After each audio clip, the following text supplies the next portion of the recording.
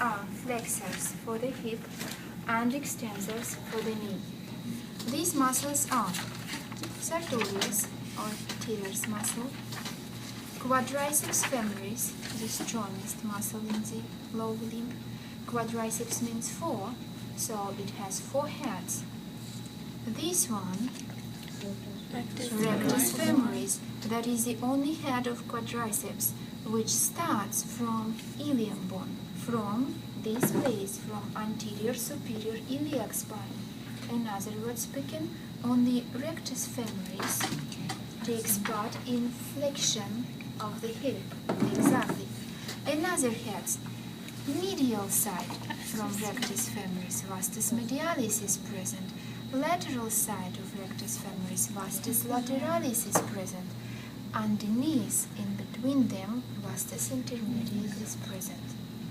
Now, all 4 heads near the region of the knee, they come together to form the common tendon, and this tendon enclosed inside this bone, which is patella bone. So patella is biggest sesamoid bone. That is why, because it is inside of tendon of quadriceps femoris. Then tendon continues and inserts here in tibial tuberosity.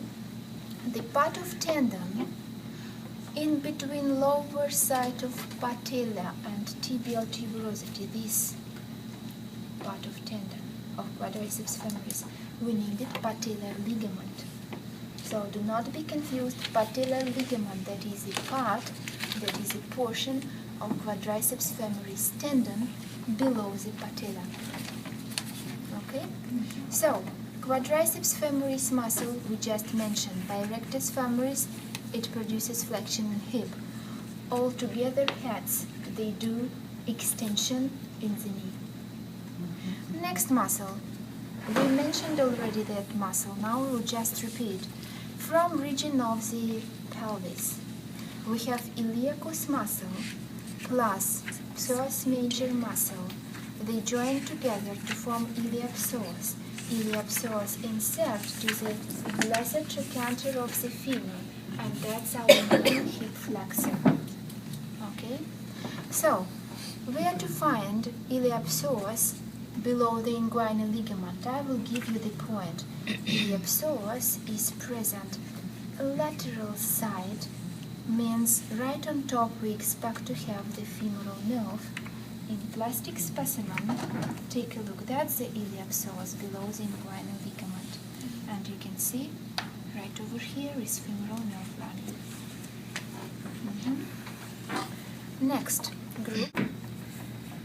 Take a look. That's a midsection. That's a pubic symphysis. And you can see very medial in position muscle. This one. Can you see that? Yeah. That's a pectineus muscle. It's very small, very medial side. And on top of it, I can find this femoral vein. And my femoral hernia, we mentioned, that's the pathological protrusion of intestine. If it passes through the femoral vein, it is right on top of pectineus muscle, exactly. What is interesting about this pectineus muscle? Pectineus muscle, it's very close to another group in the side, very close to adductor muscles, to the medial muscles. So that is why it's partially do adduction as well, together with some kind of flexion. So this muscle again is closest to the medial group. Now, medial compartment of the side. That's a plastic model. That's our native specimen. Can you please put your hand over here for a while? Thank you.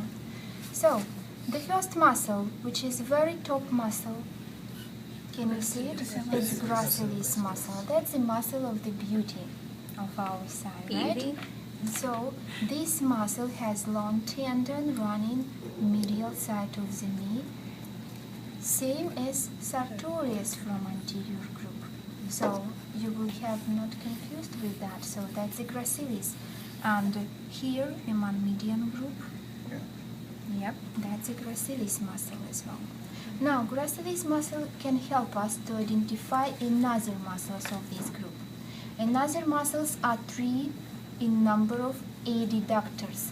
We have here adductor longus, adductor brevis, and adductor magnus. How to differentiate them? If you will take a look on front of gracilis, this muscle is adductor longus. If you would take a look back of gracilis, this muscle is adductor magnus. Again, longus on front, magnus behind. Where is brevis? Brevis underneath longus always. Okay? So, in case I would dissect this longus, I can see brevis. 3 adductors plus gracilis. Function is the same, adduction. Now guys, we passed through the anterior and medial group. Let me tell you about innervation before we continue with posterior group. If we talk about anterior compartment of the side, we have just one nerve to innervate all the muscles there. And this nerve is femoral nerve. Exactly, femoral nerve gives motor innervation to anterior muscles of the side. If we talk about medial compartment of the thigh, another nerve gives innervation. Again, we are coming here to the pelvic cavity, and we can see this nerve and this artery running together.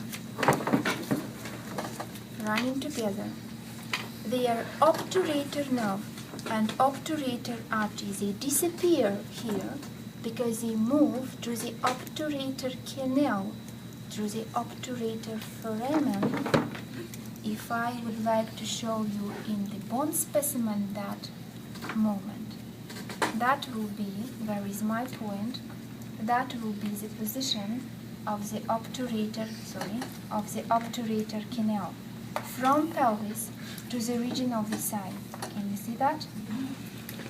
This foramen is obturator foramen, which is closed by obturator membrane, and both sides we expect to have obturator muscles, external and internal obturator. Agree with that? So everything in this region means obturator. So obturator nerve is responsible again to innervate medial adductor compartment of the thigh. Now let me come back to that muscle. Can you name it please? Pectineus.